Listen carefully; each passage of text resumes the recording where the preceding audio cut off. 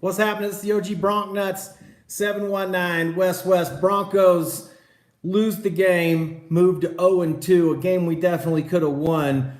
Broncos definitely had a position in this game to be 1-1, but we deserve to be 0-2. So I'm gonna let a few people join the stream. Let's talk about it here and see what you guys thought about the game. It's hard to watch the Broncos right now. It's hard to watch bad football and all the mistakes that we make as a football team. And I honestly, I think that things from last year have actually gotten worse. I mean, it's hard to say that we were a better team last year under Vance Joseph than we are right now. But I think that's the truth. I mean, I really think we were a better team last year. This was one of the most difficult games as a Bronco fan that I've ever had to watch. I mean, I don't think Flacco played that bad. Guy had no time to make any throws, and we couldn't block nobody. Garrett Bowles has 4 or 5 holding penalties a day, and he's standing there looking at the ref, shaking his head after every one. I mean, doesn't this guy watch game film?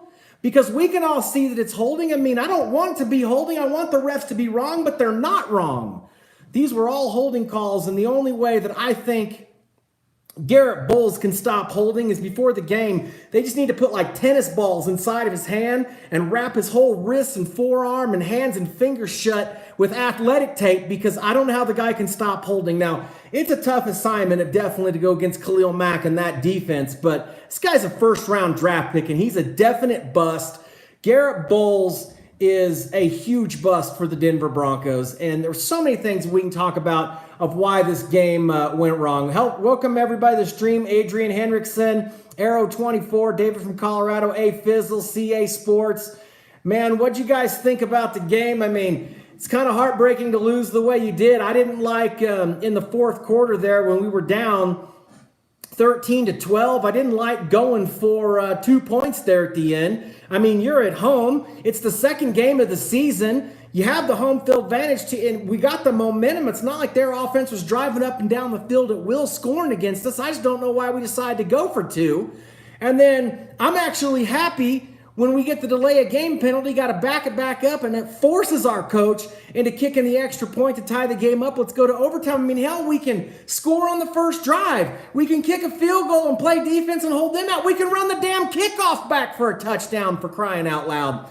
And we don't give ourselves any of those chances. And then thankfully, we miss the extra point, which McManus hardly misses ever anything. We miss an extra point, and their guys are offside, so we get an extra chance at it, move the ball back up, and put the offense back out there and decide to go for 2 again. Now, thankfully, it all worked out to get the lead right there with 31 seconds left, but I think that was an unnecessarily gamble by Fangio. I think, if we were on the road somewhere, Kansas City or a division opponent playing in their home stadium, or we had a bad football team in the middle of the year, we're a team that's 2-7, okay, go for it right there, but not the beginning of the year when, look, we win that game, who knows what can happen the rest of the year. And now, we're definitely out of it. Before the season started, I told you I didn't know what we were going to get here. I didn't know how good the Broncos were. I didn't know if we were bad because we didn't play very much of our starters, and we had those 5 preseason games, and I didn't really know what to expect. But I think it's clear now the Broncos are a very undisciplined team. Fangio came here to Denver touting that he wasn't going to let Denver die a death by inches. And yet another week goes by where we didn't die by a couple of inches. We died by feet. We got 7 or 8, 9 seconds left on the clock. They've got 1 timeout. And instead of, it's 4th and 20. Do you know how hard it is to get off a 20-yard pass play in the NFL? Not just how hard it is because it's a 20-yard pass play, but just the timing that the quarterback's going to have for his guys to be able to get downfield 20 yards to find a spot to maybe to get open to even throw it.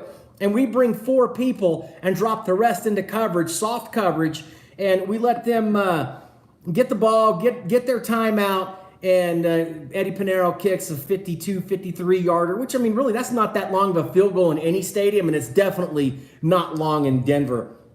This was a terrible game. Terrible game. I thought Fangio did a horrible job coaching this game. I really did. I think he did a horrible job coaching this game. Flacco didn't have a lot of time to complete a lot of passes, so I can't put a lot on him. He threw some really nice balls today. That touchdown that he threw to Emmanuel Sanders in the back corner. I mean, that's as good of a pass play as you can ask any quarterback to make. I thought Phillip Lindsay had a good game. We did not block well along on the offensive line. I mean, Bowles is as bad of a left tackle in the NFL as there really is. I'm just going to go ahead and say it. There's some bad left tackles in this game. He's bad. He's really bad. And he hasn't taken that next step that we thought he could take.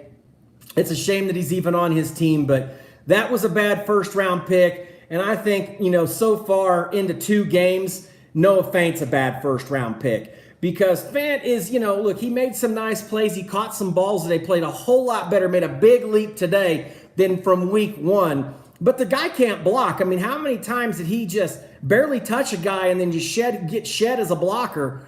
And you can't have that out of a tight end, especially one that's his size. This is a big physical kid, and he just doesn't play tough enough for us. We're still getting exposed and taken advantage over in our middle linebacker position. And the Broncos are a bad football team. They really are. I don't see now, from what I've seen after 2 weeks, we can't really move the ball. We can't sell the play action because we can't sustain the running game long enough. I think Flacco had, 50-some attempts in this game. I mean, 50-some attempts is not a balanced offense. And now we've got a guy in the backfield who made the Pro Bowl last year as an undrafted rookie, and Royce Freeman, who is a pretty dang good back in his own right.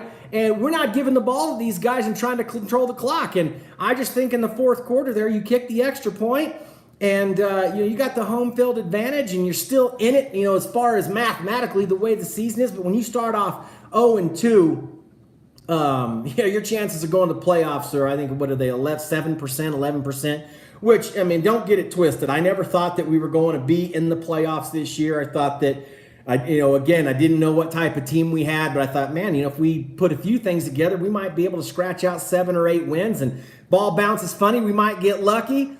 And we might be able to get a wild card spot, but I don't think there's any chance for that. Ben says that Fangio's overrated. We were all fooled. I have to agree with you. I don't, look, I can't judge a coach after 2 games. I really can't. And so I'm not calling for Fangio's head, but I really do not like going for 2 there at the end of the game. And I also don't like only bringing 4 pass rushers when it's 4th and 20, it's the last play of the game. Let's put some pressure on Trubisky and make him make a mistake. Make him throw it underneath, dump it off so they get 10, and we tackle them. Time runs out. They don't get that long of a kickoff. I just don't like a defensive-minded coach playing that passive. I mean, it was terrible. USMC Sniper says this game was hysterical. Oakland created a template to push around our pass rush and our defense, and the Bears copied that. It's a copycat league. I agree. You look at right now, Miller and Chubb are non-existent. We still don't have a sack. We still only have, how many touchdowns do we have so far on the season? Like 2, including all of preseason? The Broncos can't move the football. We can't stop anybody from moving the football. And we make holding penalty after holding penalty for one left tackle to have 4 holding penalties.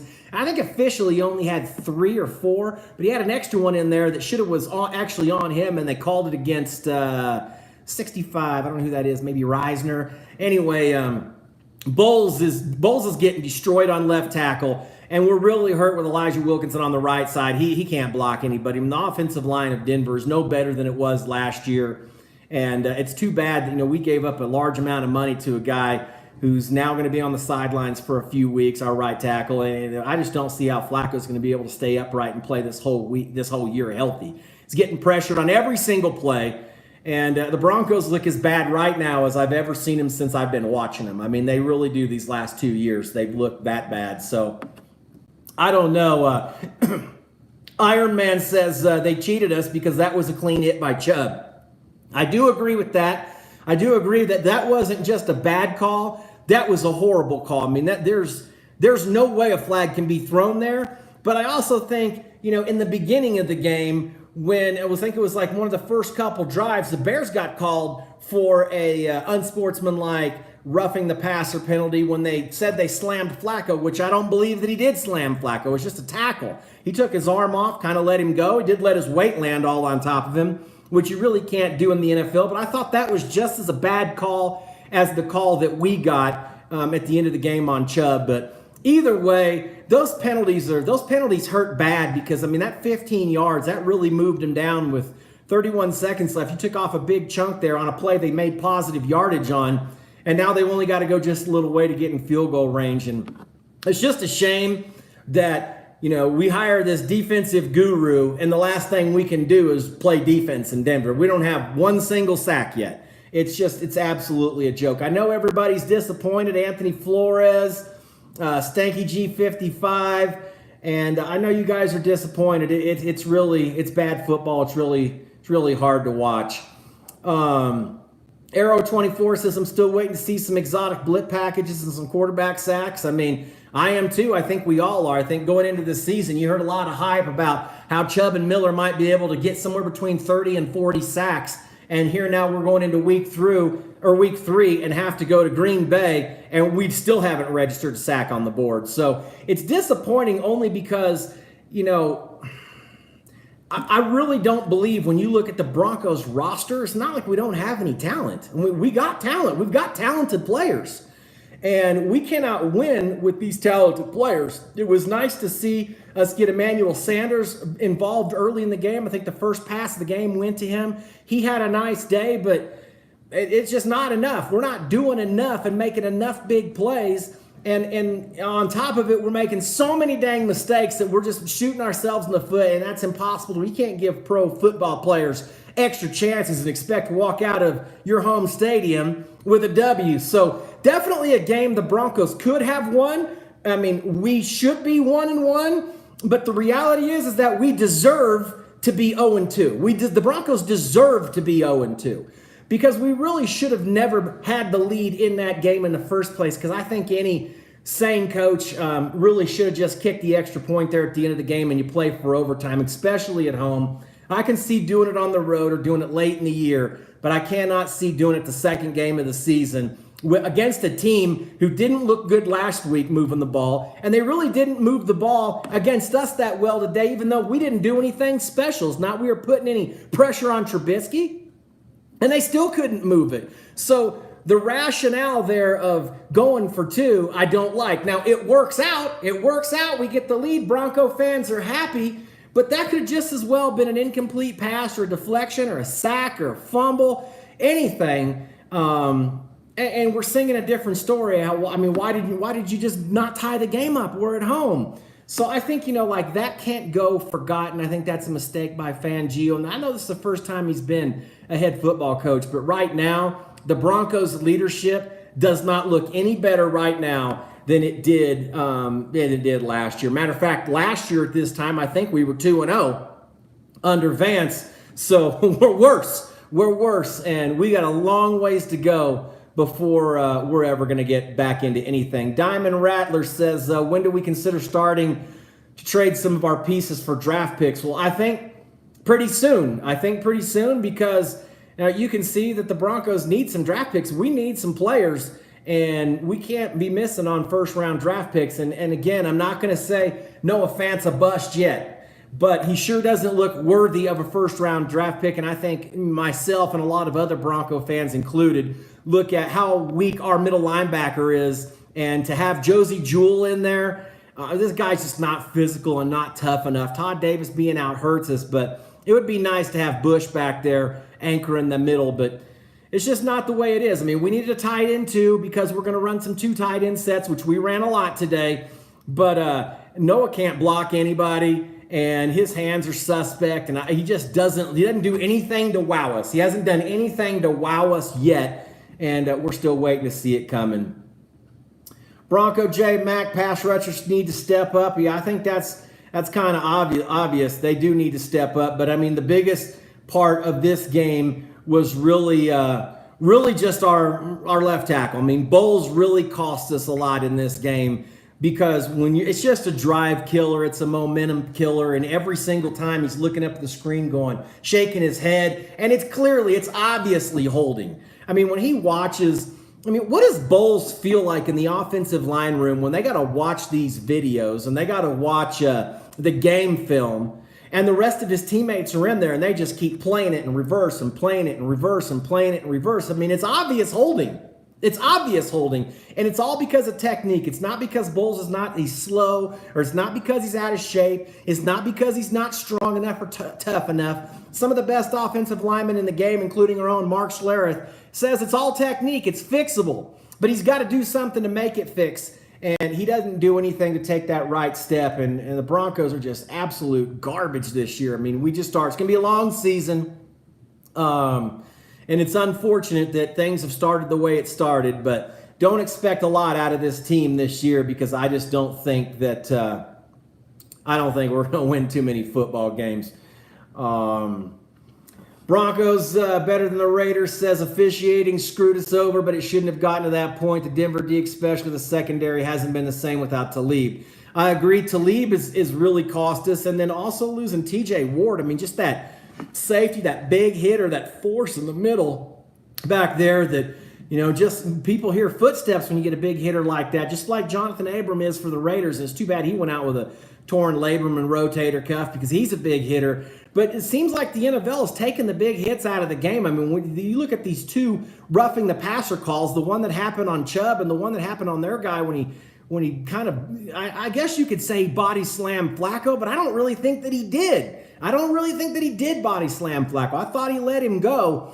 And those two calls those are bad calls. Those are really bad calls.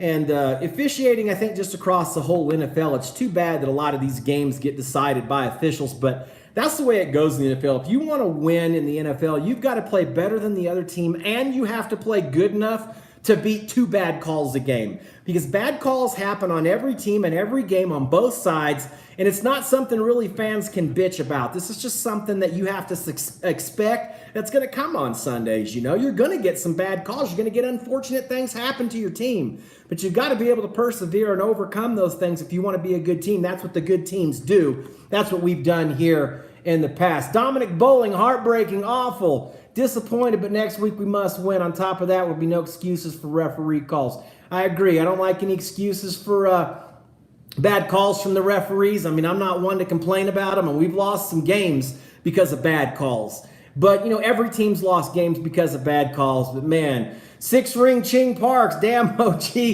I tell you what, Deshaun, man, it's hard to watch this. It's hard to watch. It really is. I mean, I know it's not something that you could even relate to, because the entire, for the last almost 3 centuries, it seems like Brady's been the quarterback in New England. And as long as he's a quarterback, you got a chance to win. We've had an absolute merry-go-round of quarterbacks here, but man, whatever.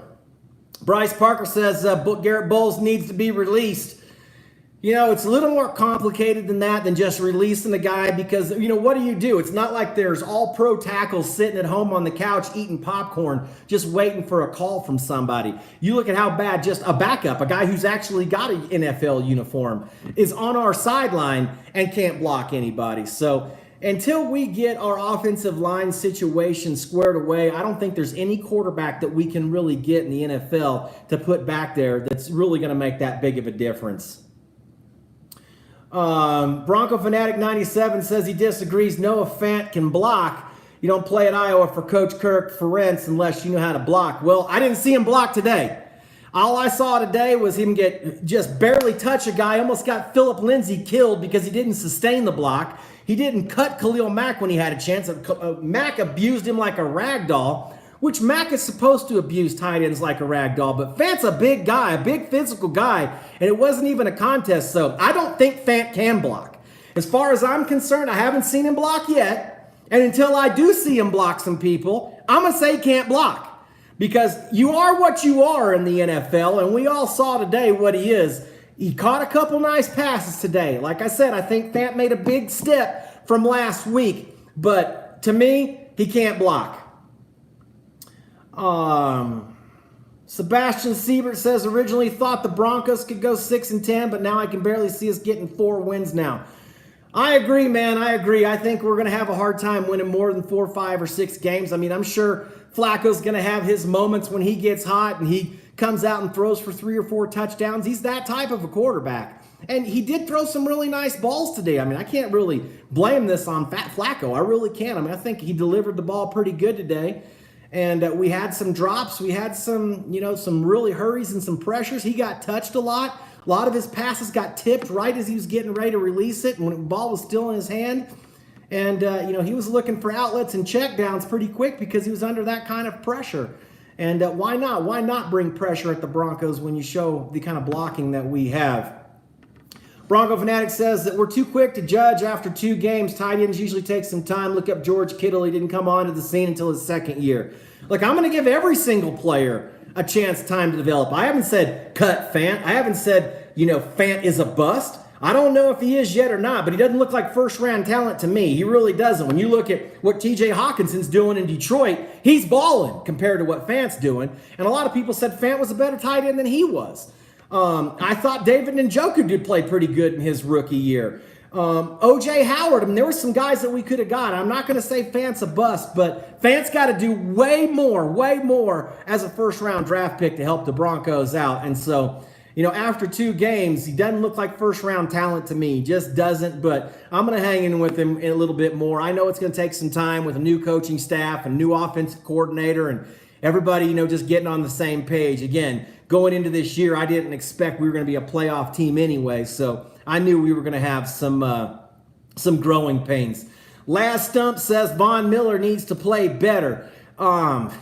He does need to play better. When you got a guy his caliber and Chubb, I thought Chubb played really hard today. Came crashing down after tacklers, played really aggressive, made some big hits, but Miller's been non-existent, silent, and to be the dominant player that he is with as fast a speed as he has, to not be able to get home even once. He's not even hurrying the passer. Let alone getting any sacks.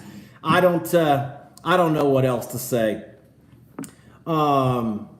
Somebody was saying that the Broncos, Bryce Parker says, can Denver go after Minkah Fitzpatrick? We can go after whoever you want to go after. The problem is salary cap money. I think the Broncos are either right at the cap or just barely under the cap. So I don't know that we've got enough money to even pay a guy like that without releasing somebody. And then who can you really release? There's not a lot of guys along our front 7 in the offensive line that we can really release without having to go pay big money to sign somebody else, and there is nobody else available. Even if you release Bowles, he's on a rookie contract, getting paid basically league minimum for a first-round draft pick. So I think that it's probably not in the cards for us to get Fitzpatrick, and even if we did, I don't know if that really solves anything for us. That's why we got Bryce Callahan. That's why we got Todd Davis. We need to get some of these starters back on the field, and maybe we can put some pressure on opposing offenses. But right now, they're tight ends and running between the tackles. And people are going to be able to do that to us all year, and we had it done again to us today. See what some of these other comments are. Robert Sylvan says, I think that as soon as Juwan James comes back from his injury, you got to move Wilkins to the left side because even though he's inexperienced, he's backing us up with penalties. Bowles, I agree. I wouldn't be unhappy to see Bowles get benched. We've given the guy time after time after time. They literally need to tape his hands shut. They need to tape his fingers together. Tape his hands shut, even tape his hands together, because this guy can't stop holding anybody. And I don't even know if he realizes what holding is and what holding isn't, because a lot of these aren't close. He's shaking his head in disbelief like he's not holding on every play. And that's a lot of NFL players. They never really think that they committed the penalty or the infraction that they did. But Bowles' penalties are obvious. Diamond Rattler says trade Von Miller, Chris Harris Jr.'s and Sanders. Look, for the future, it might not be a bad idea because Miller's got, a little bit of time left that he can make an impact in this game. Same thing with Chris Harris. And the Broncos are more than a few years away from getting back into the playoffs. And so I wouldn't be opposed to getting rid of some of these guys and stacking up some draft picks because you got to do something to turn this franchise around. We've seen a lot of bad football since Peyton Manning's left here. And a lot of bad coaching mistakes. I thought Fangio looked a little bit rattled, and again, I just don't see any reason to go for 2. I'm glad that it worked out, but being the defensive guru that he is, the defensive mind that he is, to not be able to close that game out when the Bears got 31 seconds left and we're kicking the ball off and they got 1 timeout. I mean, you should be able to close games out like that in the NFL now. We've seen it happen last week on the Monday night game between Houston and the Saints. I mean, we've seen it happen with Aaron Rodgers lots of times where, that's why they say it's never over until it's over. And it's the truth. It's never over until it's over, till the clock says 0-0-0. And today we got bit by that. And I had a bad feeling as soon as we scored, just, thinking that we'd play a little soft. But I was hoping we'd bring some sort of blitz on that 4th and 20 play, because I just think they'd have enough time to get their guys down the field far enough without Trubisky having to release the ball. And unfortunately, it didn't work out that way. A Fizzle Production says he's going to need some hard liquor for Sundays. I mean, it's either that or like acid tabs or heroin. I mean, you have to do something to watch these Broncos, because there's just no way you can watch and enjoy these games as a fan, because there was no point in that game that I ever think we looked in it or we were going to win it. I mean, even Flacco throwing the interception, we tried to get it to Sanders, try to force that in a little bit. We were right down there ready to score.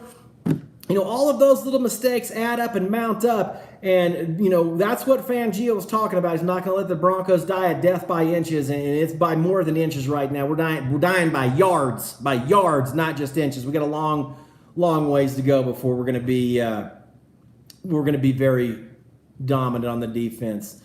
Robert Sylvan says, why would I trade Von Miller? Look, I don't want to trade Von Miller. He's the face of the Broncos. I mean, it's hard to get a guy like this, but you look at, how many years has Von been in the league now? 10, 11, somewhere in there. I mean, he's getting up there. He's got a few years left, and the reason why you trade him is because you can probably get 2 first-round draft picks for him.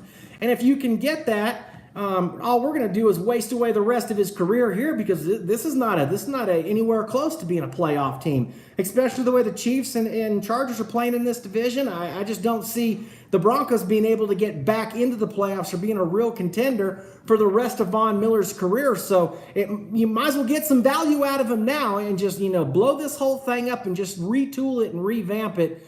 And I think it's a possibility that might happen, but who knows? Broncos are better than the Raiders. Says, I don't really think talent's the problem. We have talent, but coaching just isn't where it should be. I tend to agree. I think you look up and down the Broncos roster, offense and defense, there's some talented players there. There's some playmakers, and we're not doing enough to get them the ball. We're not playing good enough as a team to win. Let's see what else we got here in these comments. Iron Man said Fangio's defense choked at the end just like the Bears. I don't really know much about Fangio or the Bears. I didn't watch him a lot last year. I know they had some trouble with their kicker, clanking him off the post last year. I think he hit the post 5 times in 4 weeks or something. That's not Fangio's fault. That's just bad luck or a kicker not executing. But I agree that I don't like those prevent defenses at the end of games or a soft defense. I'd have rather seen us bring a blitz there, and if we bring a blitz and they get it blocked and Trubisky gets the ball off downfield for a 20-yard gain and they beat us, on the field goal, I mean, you just have to live by the sword, die by the sword. But I don't like bringing 4, and we really only brought 3 because whoever was on that right side rushing was 10 or 15 yards away from the quarterback, so there was no pressure whatsoever, which allowed Trubisky to step up on that pocket, run right to the line of scrimmage and just throw a dart, and inevitably that's what loses the game for you. So it was a bad deal. Jason Inslee says was also bad roughing the passer penalty that screwed you guys over. And I covered this a little earlier in the stream, Jason. You're right. It was a bad call. It did screw us over. It really did. Probably cost us the game.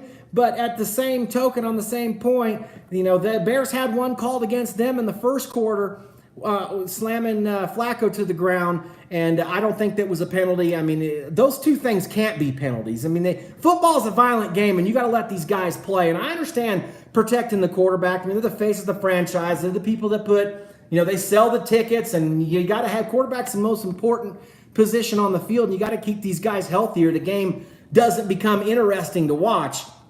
But at some point also, I still feel like it's football, right? I mean, this is a violent game. It's a violent sport. And these guys, you need to let these athletes hit guys and force fumbles and slam guys to the ground. And that's what us fans want to see anyway. And the league has pushed too much for softness on the rules.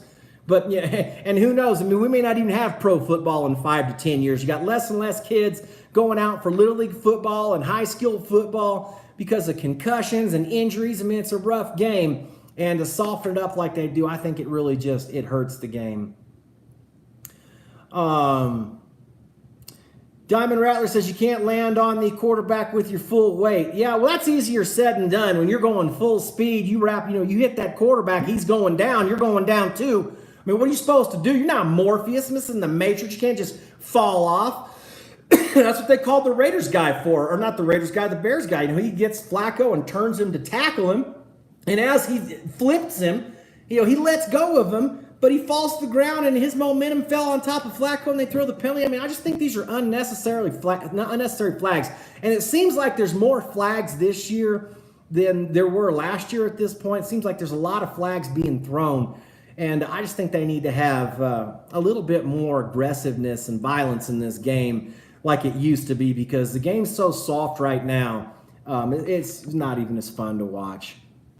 The ECIG.com LLC says we're dying by miles. We are dying by miles. I mean, we're not taking care of the little things, paying attention to detail. And when you do those things in the NFL, it's going to add up to a loss, and that's exactly why we're 0-2. Gary Holland says, jump on the Chiefs bandwagon, Bronc nuts. Never. I hate the Chiefs. I know you guys won today. You started off slow, but the Chiefs are a good football team. It's just their time. This is your window. We'll see if you're able to get it done. Look, you've gone through some bad times as Chiefs fans, and now you've got a good team, and we've gone through some bad times, and we've had chances when we've had good teams. And when we had good teams, we put trophies in our trophy case, and when you've had good teams, you've done nothing so far. So I'm not jumping on no bandwagon. I don't care if the Chiefs were the last NFL team on the planet. I wouldn't be a fan of them. Let's see. Sebastian Siebert says, trade Miller for cap room and 2 first-rounders. I'm pretty confident in that statement that if he finished the year out like how he's currently playing. I mean, I wouldn't be opposed to it. I really wouldn't. If the Broncos announced tomorrow that if we traded Von Miller for 2 first-rounders, I'd be okay with it. I really would, because I don't want to see the guy go. He's a Bronco through and through. Fans love him here. I love him. He's good for our community. He's a good guy. And I'd hate to see him leave Denver, but I like the Denver Broncos a lot more than I like Von Miller. And at this point, with the way our team is set, I think that we'd be better off trading some of these high salary players that we could get some good value out of, and we're just going to have to rebuild and retool and take one on the chin in the short term. That's kind of what the Raiders are doing, right? And they traded away a couple good players, and some of their superstars, freed up some cap room, piled up a whole bunch of draft picks. And, you look and see you can't say that the Raiders have turned things around, but they're definitely on the upswing, and we're not on the upswing. So Broncos are in the basement of the AFC West, right where they deserve to be. Robert Sylvan says, I think Elway needs to be more aggressive in free agency. I mean, maybe. I would have liked to have seen him, really sign, what's his face? It was in Baltimore, Mosley, as our middle linebacker, but, that didn't get done. I mean, really, it's all mathematics, and, we're not the ones writing the checks. It's really hard to say how aggressive somebody should or shouldn't be when you're trying to put a team together. It's easy to say that when you're sitting in our positions watching on TV. We don't know what's going on behind closed doors and injuries and what kind of money we got involved in everything. It's really hard for me to say that he should be that, but I don't really know. But I do think it's time for a rebuild. Mr. Cuttyman 87 says, cut Isaac Yiadom as soon as possible. He sucks, and you're right. Isaac Yiadom doesn't look anything like an NFL cornerback to me. Nothing. He looks very unsure of himself, very nervous, and without any safety help over the top, I think Yiadom has absolutely no chance at effectively guarding any top-tier wideouts in the NFL. Whatever. Iron Man says, I think we need to go to a 4-3 defense. Maybe. I don't know. I don't know if really our defensive scheme is really the problem. My stream froze. Am I still on? Anybody seeing this? Froze on me here. I don't know if you guys can still see me or hear me. Somebody type in the comments if you can still hear or whatever. Yeah, I'm froze. Can you hear me? Yeah, you can hear me. Wow. I don't know. Have any ideas of how to unfreeze it? Oh, man.